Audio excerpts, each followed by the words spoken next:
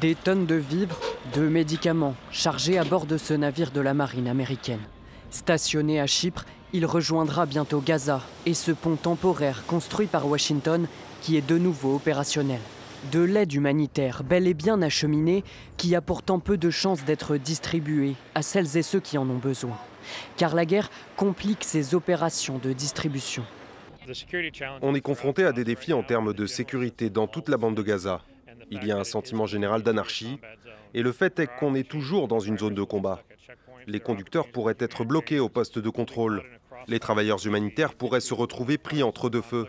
Pour ceux qui voient des camions et qui ont besoin de cette aide, c'est un sentiment de désespoir. Depuis mars, 7000 tonnes d'aide humanitaire ont été acheminées de Chypre à Gaza par la mer, mais seulement 1000 tonnes ont été distribuées aux Palestiniens. Les 6000 autres restent stockées près du pont.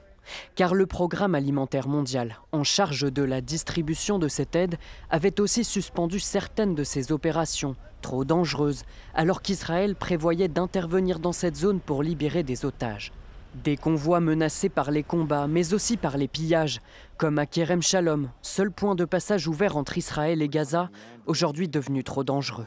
Les Nations Unies appellent une fois de plus à un cessez-le-feu humanitaire. Nous empruntons en quelque sorte des chemins différents, mais la voie du succès ici est un cessez-le-feu, pour avoir un accès humanitaire complet, sans entrave, et de voir la libération immédiate de tous les otages.